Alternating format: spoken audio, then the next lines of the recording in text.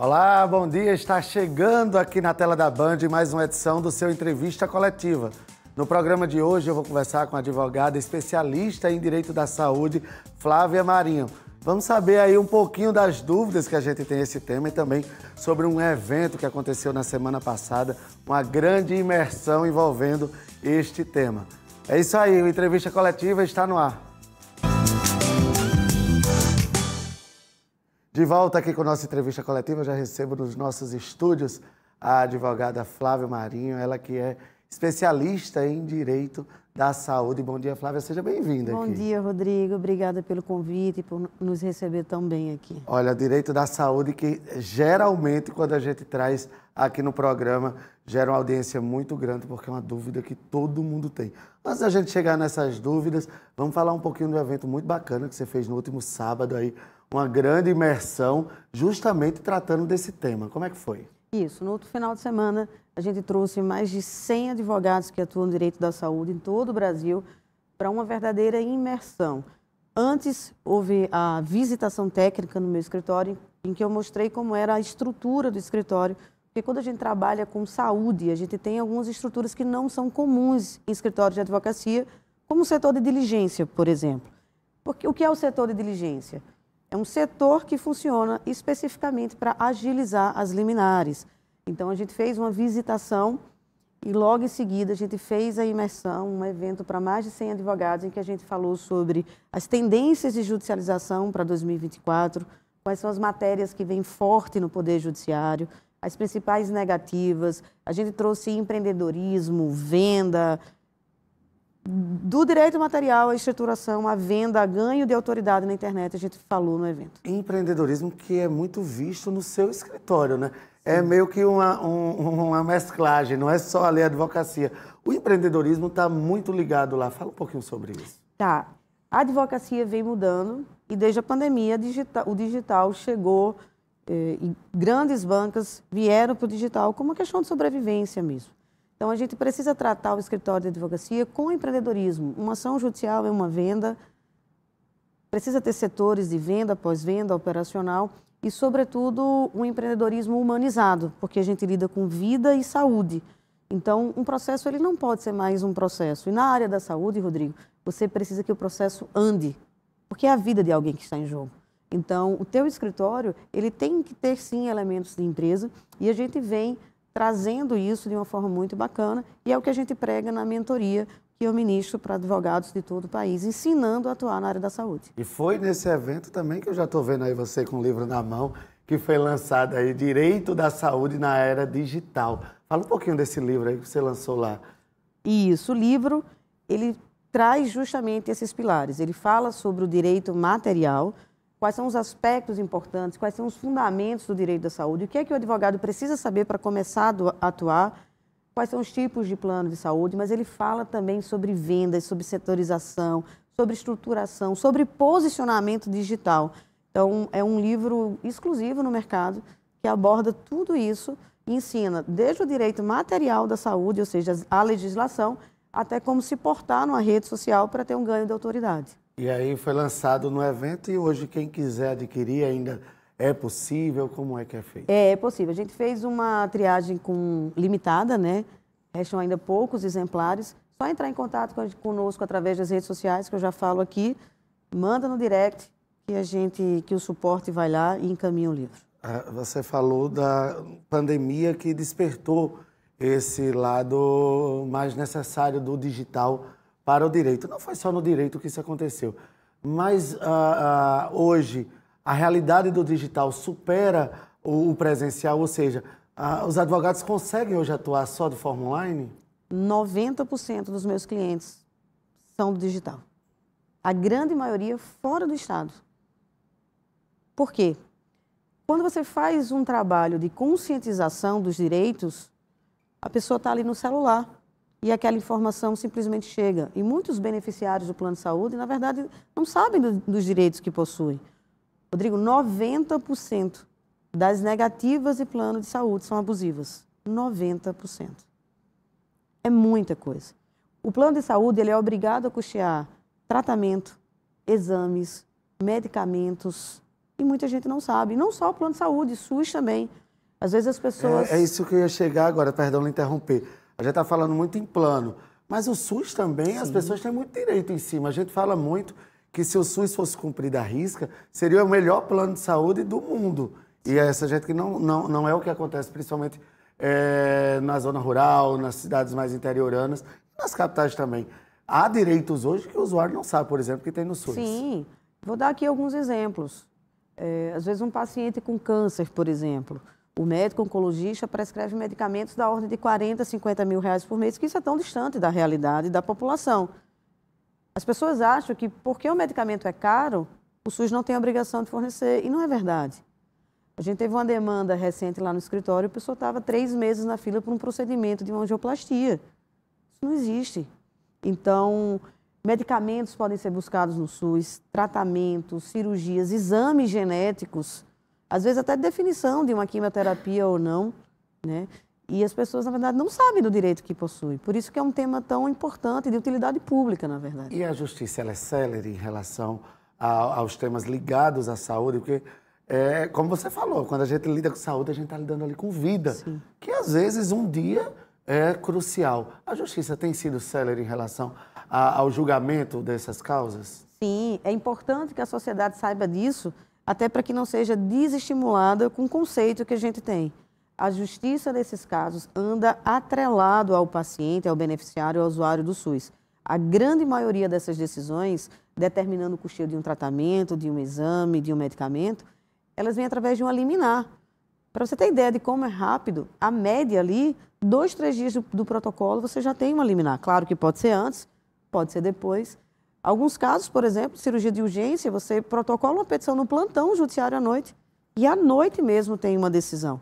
Então, para esses efeitos, a justiça costuma ser muito rápida. É importante que a população saiba disso. Doutora Flávia, efeito liminar é uma decisão antecipada, uma tutela antecipada de um processo que ainda vai correr. Não há um risco de repente, no final desse processo, esse paciente ter uma perda e, de repente, ter um prejuízo aí maior? Quando a gente fala de processo judicial, a gente sempre traz um risco. O que a gente precisa mensurar é se o risco ele é maior ou menor. Aqui no Estado, por exemplo, o nosso tribunal possui entendimento pacificado. Então, o risco de uma decisão judicial nesse sentido ser revertida é muito pequeno.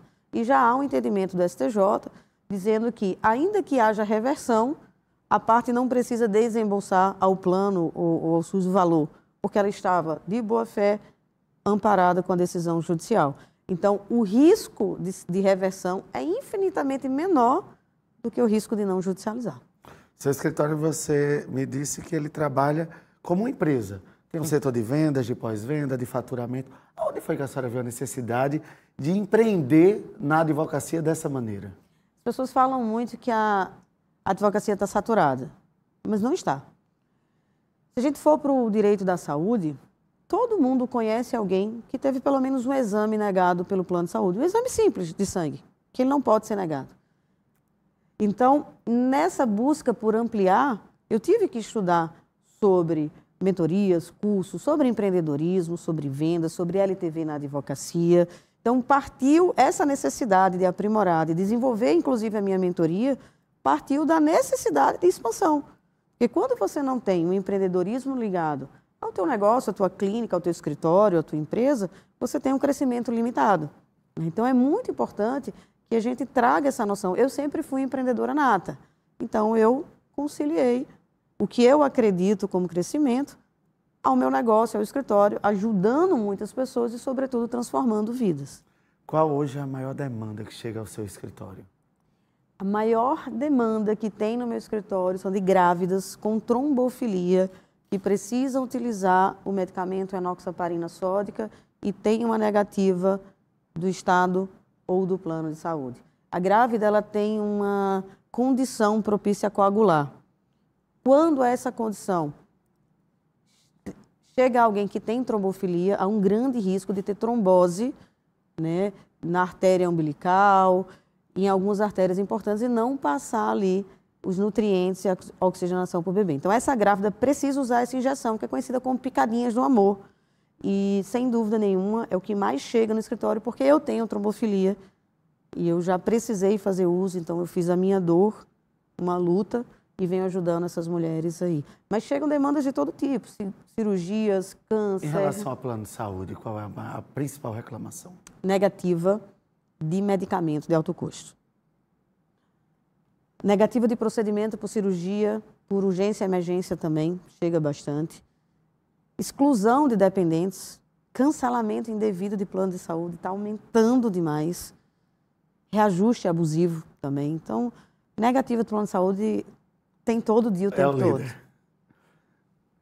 Vou puxar um pouquinho a sardinha para o meu lado. Há hoje o entendimento da questão da cirurgia reparadora para bariátricos, que inclusive estava sendo negado bastante pelos planos. Como é que está essa situação hoje? O STJ decidiu, no final do ano passado, que é obrigação dos planos custear, porque há uma diferença clássica entre cirurgia plástica estética e cirurgia plástica reparadora.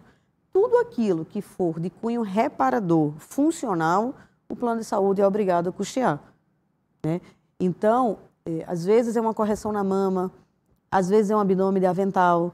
Isso tudo, ele está ali numa conjuntura que você precisa dar uma funcionalidade àqueles órgãos. Eu tive uma demanda lá no escritório, Rodrigo, que a cliente, a paciente, ela estava com o cóccix exposto. Ela sequer poderia sentar, fazer um exercício nem pensar. Isso não pode nunca ser estético. Isso é funcional. Então, sendo reparador, não sendo meramente estético, o plano é sim obrigado a custear. E eles estão seguindo? Judicialmente, sim. Então, é muito importante que canais de televisão como o seu tragam esse tema, porque os beneficiários simplesmente não sabem dos direitos que possuem. Não sabem. E todos os dias eles são negligenciados com as abusividades do plano de saúde. É um absurdo, né? Porque é um direito, né? É um direito e aí eles começam a usar que não está na lista da ANS, que não pode. Há esse entendimento mesmo? Se não está na lista da ANS, nem vem atrás que o plano não é obrigado. Não está no rol da ANS, que é essa lista, é a desculpa número 1 dos planos de saúde. São duas que eles mais usam. Uma, não está no rol. Duas, o tratamento é domiciliar. Nas duas situações, o tribunal daqui é claro. Se há prescrição médica, o relatório médico é soberano. Então, é o médico que sabe o que o paciente precisa. Ele não pode sofrer intervenção de gestor de plano, nem muito menos gestor público. Então, o que é o rol da ANS? Vamos desmistificar para quem está em casa assistindo. É uma lista, falando em miúdos, de cobertura mínima obrigatória. Significa o que tem lá tem que cobrir. Mas não significa que o que não tem ele não deve cobrir. Essa interpretação que os planos usam é totalmente equivocada. E a Justiça vem tirando isso paulatinamente. Em 2022, teve uma lei de Romário, ex-jogador de futebol, que fala claramente, se há prescrição médica, se o medicamento, o tratamento tem evidência científica, né, tem eficácia comprovada, o plano de saúde é obrigado a cumprir. Está na lei do plano de saúde isso. Doutora Flávia, eu queria agradecer muito sua participação, pedir para que a senhora deixe suas redes sociais. Claro. Caso alguém tenha alguma dúvida, óbvio que é um tema que deve realmente demandar muito, mas que possa lhe procurar para esclarecer ou até ter seus trabalhos aí profissionais também sendo prestados. Claro, o Instagram do escritório, marinhoadvocacia.ma, lá a gente esclarece todos os dias dúvidas, a gente fala de violações em que usuários do SUS ou beneficiários do plano de saúde estão sendo submetidos, a gente alerta os direitos de cada um. E o meu perfil voltados para advogados, para quem quer empreender na saúde. Flávia Marinho e um 0 no final. Lá a gente vai estar junto todos os dias, o tempo todo, trocando ideia e falando um pouquinho sobre essa realidade. Muito obrigado, doutora Flávia, por contribuir aqui com a gente. Obrigada, eu que agradeço o convite. Olha, a nossa entrevista coletiva vai ficando por aqui, a gente volta na nossa próxima edição. Eu lembro a você que se você perdeu este ou outro programa, está à sua disposição no nosso canal do YouTube. Segue, compartilha, ativa o sininho que a gente se encontra também no virtual. Não muda de canal, nossa programação segue para você. Tchau, tchau.